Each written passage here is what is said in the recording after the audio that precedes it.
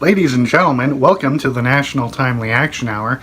This is the show where we talk about everything from comic books to Star Wars and everything in between. My name is Zayden, and today I'm doing a review of Daredevil, The Man Without Fear, written by Frank Miller and drawn by John Romita Jr. So, Daredevil is one of my favorite Marvel heroes, but I don't own that many comics that feature him. And this book is one that I had heard nothing but good things about, and the main reason why I bought it is because I'm a big fan of John Romita Jr.'s art. And for the most part, I do like Frank Miller's writing, but he's a hit or miss.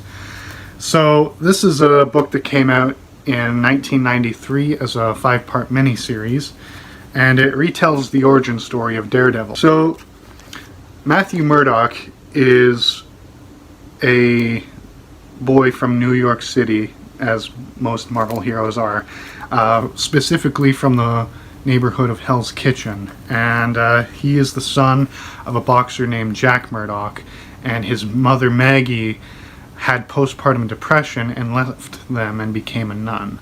And Matt and his mother reunite later in his life.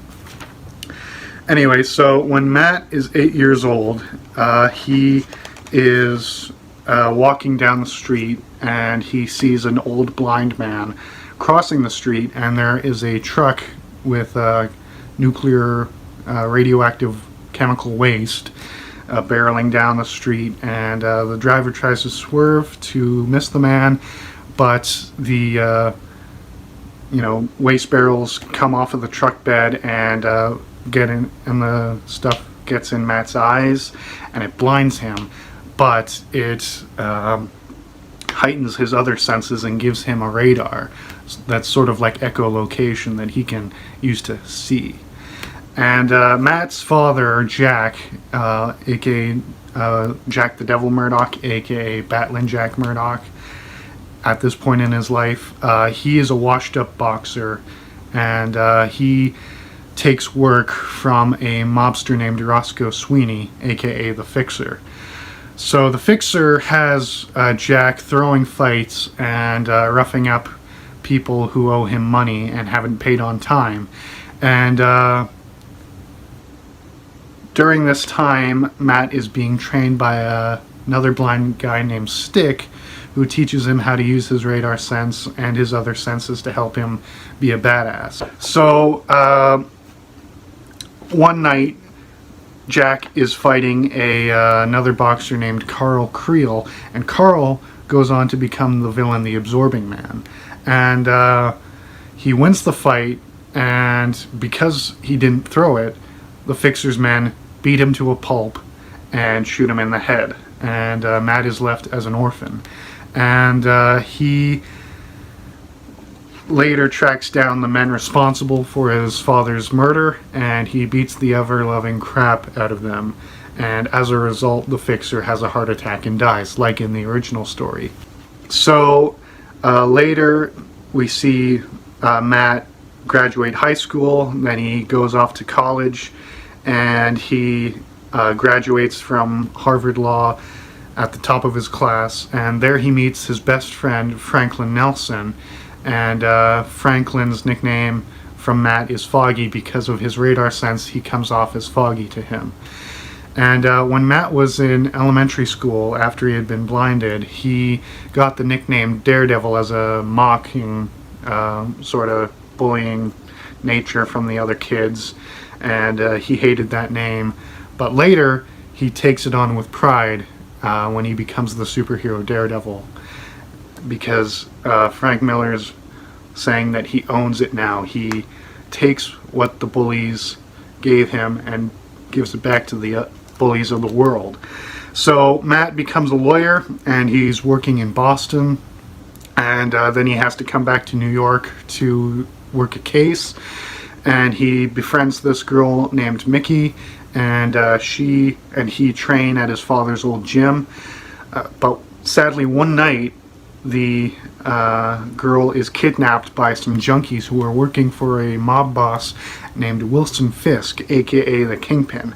Now, the Kingpin is a classic Spider-Man villain who first appeared in The Amazing Spider-Man number 50 back in 1965, I believe. And he is the kingpin of crime throughout the world. He runs New York City and all the crime in the United States and some in Canada, Mexico, the European Union, South America, all those places, all over the world. He's got people, and he is running this human trafficking ring, and the junkies kidnap Mickey and give her to one of Kingpin's, human traffickers.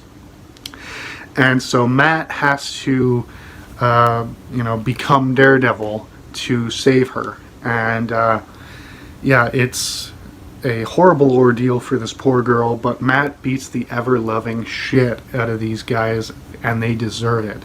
And it is awesome. Romita is going all out with the art in this book, and I love it. I'm a big fan of his work. And take a look at this. Boom. So Matt saves Mickey, and Matt saves Mickey, and the Kingpin vows vengeance on Daredevil, and thus their rivalry begins. And then Matt takes Mickey home to her parents, who are obviously relieved and are eternally grateful. But it's just a great book. I'm a big fan of how this sets up future stories and how it pays homage to past stories.